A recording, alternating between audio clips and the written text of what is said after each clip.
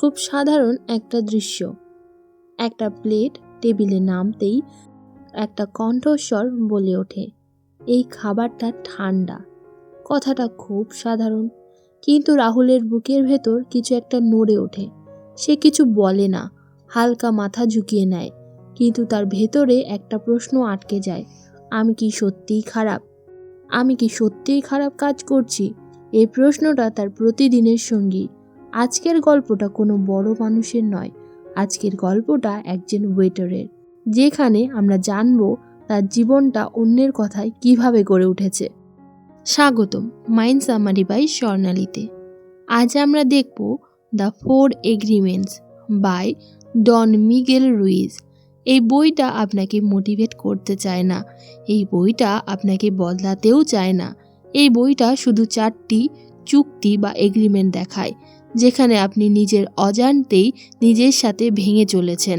আজ আমরা অধ্যায় পড়ব না, আজ আমরা ঢুকবো একজন ওয়েটারের জীবনে, যেখানে প্রতিটা টেবিল তার জীবনের এক একটা আয়না। রাহুল সকাল 10টায় কাজে আসে, ইউনিফর্ম পরে, হাত ধোয়, চুল ঠিক করে। সে জানে আজ আবারও 100টা মুখ দেখবে।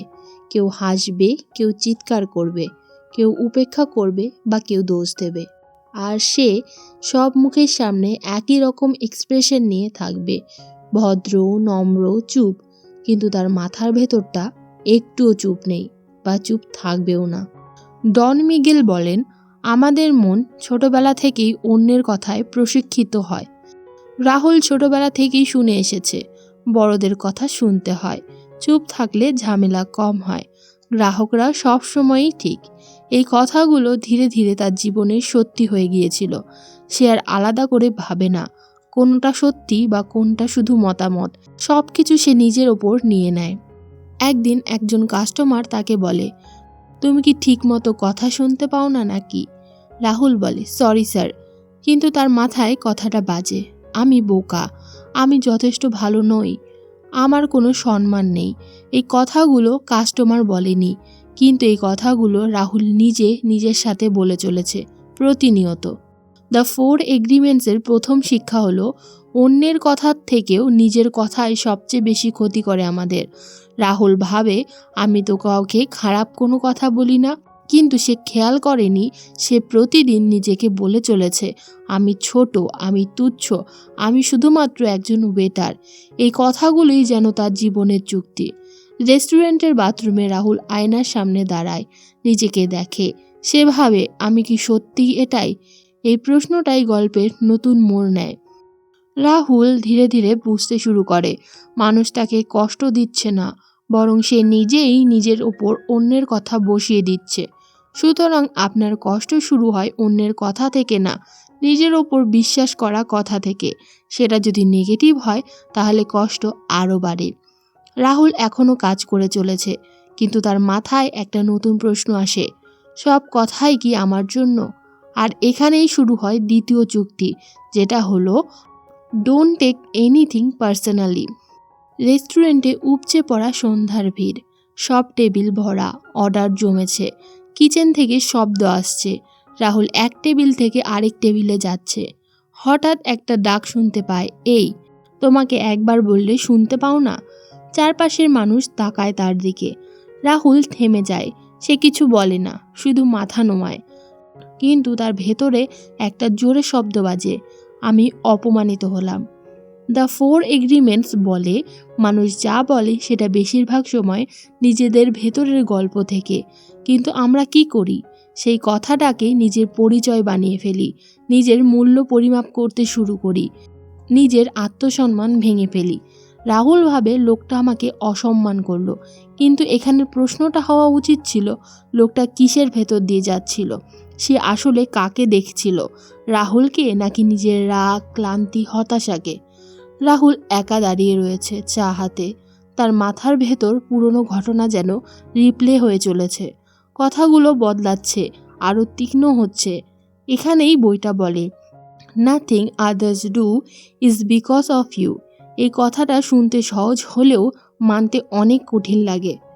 রাহুল ছোটবেলা থেকে শিখে এসেছে, প্রশংসা মানে আমি ভালো, সমালোচনা মানে আমি খারাপ। এই কারণে কেউ হাসলে সে ছোট হয়ে যায়, কেউ চিৎকার করলে সে ভেঙে পড়ে, আর তার আত্মসম্মান যেন সব সময় অন্যের হাতে রয়েছে। বাড়ি ফিরে রাহুল একদম চুপ। মা তাকে জিজ্ঞেস করে, সব ঠিক আছে তো? সে বলে হ্যাঁ, কিন্তু ভেতরে ভেতরে সে নিজের সাথে যুদ্ধ করে চলেছে। অপমানটা এখন তার রেস্টুরেন্টে নেই, ওটা এখন রয়েছে তার মাথার অভ্যন্তরে। Don't take anything personally. এই চুক্তিটা বলে কেউ আপনার দিকে চিৎকার করলে সেটা আপনার পরিচয় না, সেটা তাদের অভ্যন্তরীণ ঝড়। রাহুল প্রথমবার একটা ছোট পরীক্ষা করে। পরের দিন একজন কাস্টমার খিটখিটে বিহেভ করলেও রাহুল মনে মনে বলে, এটা আমার দোষ নয়। এই কথাটা সমস্যা মেটায় না, কিন্তু তার ভেতরের আগুন কমিয়ে দেয় অনেকটা। একদিন একজন তাকে বলে, তুমি একটু স্লো। রাহুল আগে হলে ভাবতো আমি অযোগ্য, আজ সে ভাবে হয়তো সে তাড়াহুড়োতে আছে। এই পার্থক্যটাই মুক্তির সূত্রপাত ঘটে। সুতরাং রাহুল বুঝতে শুরু করে, অপমান আসলে বাইরে থাকে না, অপমান তৈরি হয় যখন আমি কথাটাকে নিজের বানিয়ে নিই। অর্থাৎ আপনি যতটা কষ্ট পান আপনার ভেতরের মানুষটা তত শক্তিশালী হয় আপনার ভেতরে। রাহুল এখন আগের থেকে অনেক নিজেকে ইমপ্রুভ করেছে। সে সব কথা নিজের ওপর নেয় না। কিন্তু একটা সমস্যা এখনও বাকি। সবচেয়ে ভয়ঙ্কর জিনিস হলো ভুল ধরে নেওয়া বা অ্যাজাম্পশন করা। সে ধরে নেয় মানুষ কি ভাবছে, মানুষ কি চাইছে, মানুষ কি আশা করছে। আর এখানেই আসে তৃতীয় যুক্তি বা third agreement, don't make assumptions. আজ রেস্টুরেন্ট প্রায় ফাঁকা। শেষ টেবিলের বিল দিচ্ছে এক দম্পতি। তারা খুব কম কথা বলছে। দূর থেকে রাহুল লক্ষ্য করে লোকটার ভ্রু কুঁচকে রয়েছে, মেয়েটা একেবারেই চুপ। বিল দেওয়ার সময় লোকটা কিছু বলে না, কোনো টিপও দেয় না। রাহুলের মাথার ভেতর একটার পর একটা কথা ঘুরে চলেছে। ওরা কি আমার সার্ভিসে খুশি না? নাকি আমি কিছু ভুল করেছি? বা আমি আজও ভালো করতে পারলাম না? কেউ কিছুই বলেনি, কিন্তু রাহুল নিজে থেকেই সব কিছু ধরে নিয়েছে। দ্য 4 এগ্রিমেন্টস বলে আমরা তথ্যের জায়গায় কল্পনা বসাই, তারপর সেই কল্পনাকে সত্যি বানায়। রাহুল জানতো না যে লোকটার ফোনে একটা খারাপ খবর এসেছিল। সে জানতো না মেয়েটার মাথা ব্যথা করছিল, কিন্তু রাহুল ধরে নেয় সব কিছুর কারণ সে। রাহুল বাসে বসে রয়েছে। রেস্টুরেন্ট অনেক দূরে সরে গেছে একটু একটু করে, কিন্তু ঘটনাটা তার মাথায় এখনো চলছে। একটা কথা আরেকটা কথার সাথে যুক্ত হচ্ছে, একটা গল্প তৈরি হচ্ছে। আমি যথেষ্ট ভালো না, এই কাজটা আমার জন্য না। এই গল্পের পরিচালক হলো অ্যাজাম্পশন বা ধরে নেওয়া। রাহুল ছোটবেলা থেকে শিখে এসেছে যে প্রশ্ন করলে ঝামেলা হয়, চুপ থাকলেই নিরাপদ। এই জন্যই সে জিজ্ঞেস করে না কাউকে কোনো কিছু, সে পরিষ্কার করে না কোনো কথা, সে শুধু অ্যাজাম্পশন করে নেয়। কিন্তু বইটা বলে assumptions are the quickest way to suffering. কারণ আপনি ভুল বুঝবেন, আপনি আহত হবেন, আপনি কাউকে দোষ দেবেন, অথচ কেউ কিছু আপনাকে বলেইনি। একদিন এক সহকর্মী তার সাথে কম কথা বলছে। রাহুল ভাবে ও নিশ্চয়ই আমার উপর রেগে আছে, সে দূরে দূরে থাকে তার থেকে। সহকর্মী ভাবে রাহুল আজ আলাদা। দুজনেই চুপ, দুজনেরই কষ্ট রয়েছে, কারণ কেউ প্রশ্ন করেনি একে অপরকে। Don't make assumption. এই চুক্তিটা খুবই সাধারণ। ধরে নিও না বা অ্যাজাম করো না, জিজ্ঞেস করো, পরিষ্কার করো। রাহুলের কাছে এটা কঠিন, কারণ তার কাছে প্রশ্ন মানে ভয়, ভুল মানে অপমান। তবুও সে চেষ্টা করে। একদিন সে সহকর্মীকে বলে, আজ তুমি একটু চুপ, সব ঠিক আছে তো? সহকর্মী অবাক হয়, তারপর বলে হ্যাঁ, বাড়িতে একটু টেনশন রয়েছে। এই কথাটা একটা দূরত্ব ভাঙে। রাহুল বুঝতে পারে গল্প বানানোর কোনো দরকার ছিল না, শুধু একটা প্রশ্নই যথেষ্ট ছিল। রাহুল এখন বুঝতে শুরু করে তার অনেক কষ্টই অন্যের আচরণ থেকে আসে না, নিজের ধরে নেওয়া বা অ্যাজাম্পশন থেকে আসে। অর্থাৎ আপনি যখন কোনো কিছু অ্যাজাম করেন, আপনি নিজের বিরুদ্ধে নিজেই গল্প বানান। রাহুল এখন সব কথা নিজের করে নেয় না, সব কিছু অ্যাজাম করে না। কিন্তু একটা চুক্তি এখনও বাকি, যেটা সবচেয়ে কঠিন, সবচেয়ে বাস্তব। Always do your best. কারণ প্রশ্নটা এখন আমি যতটা পারি ততটাই কি করছি? আর যদি আজ আমার বেস্ট হই, গতকালের মতো না হই? ভোর 5টা, শহর এখনও পুরো জাগেনি। রাস্তায় আলো জ্বলছে। রাহুল বাস স্টপে দাঁড়িয়ে রয়েছে, চোখে ঘুম, শরীরে ক্লান্তি। তার মাথায় একটা পুরনো প্রশ্ন, আমি কি যথেষ্ট চেষ্টা করছি? এই প্রশ্নটা সে বহু বছর ধরে নিজেকে জিজ্ঞেস করে আসছে। দ্য 4 এগ্রিমেন্টস বলে, your best is not the same from day to day. মানে আজ আপনার শরীর আলাদা, আজ আপনার মন আলাদা, আজ আপনার শক্তিও আলাদা। কিন্তু আমরা কি করি? প্রতিদিন নিজের কাছ থেকে একই ফল আশা করি, আর না পারলে নিজেকে দোষ দেই। রাহুলও তাই করতো এতদিন। প্রত্যেক দিন আপনার শরীর এক থাকে না, প্রত্যেক দিন আপনার মনও এক থাকে না। সেই জন্য আমাদের এই আশা করাটা ভুল। আজ কাজের চাপ বেশি, একটার পর একটা অর্ডার আসছে, কিচেন থেকে চিৎকার, ম্যানেজার তাড়া করছে। রাহুল চেষ্টা করছে, কিন্তু আজ তার হাত একটু কাঁপছে, আজ তার হাসিটা একটু কম। একজন কাস্টমার বলে, আজ তোমাকে টায়ার্ড লাগছে।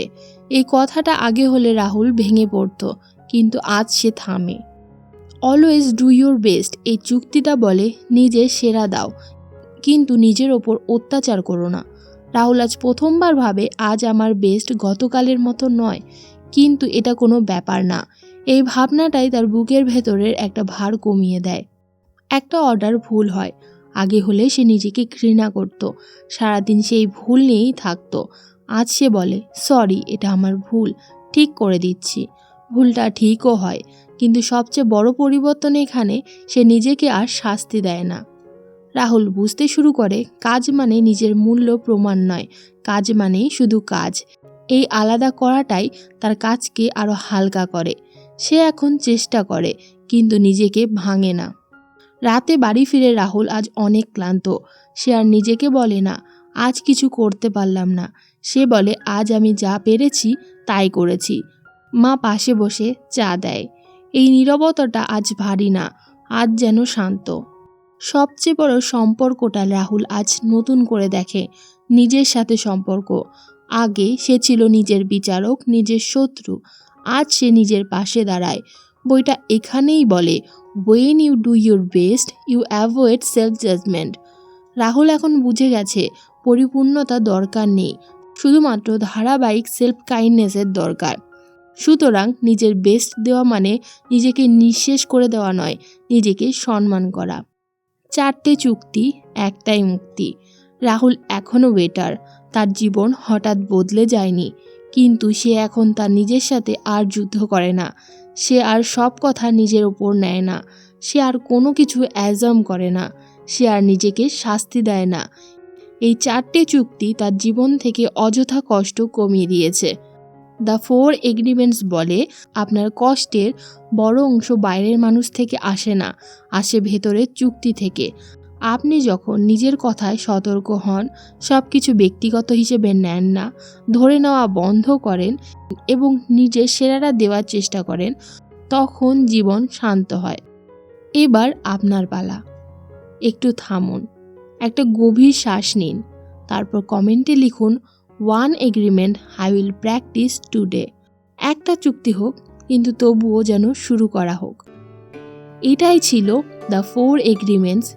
এটা একটা বই নয়, এটা জীবনের একটা শান্তির চুক্তি। আমি স্বর্ণালী, আপনি দেখছেন মাইন্ড সামারি বাই স্বর্ণালী। এমন আরও গভীর, পরিষ্কার এবং জীবন উন্নয়নমূলক বইয়ের সারাংশ পেতে ভিডিওটি লাইক করুন, শেয়ার করুন এবং চ্যানেলটি সাবস্ক্রাইব করে রাখুন। আবারও দেখা হবে প্রোডাক্টিভিটির নতুন কোনো একটি অধ্যায়ে।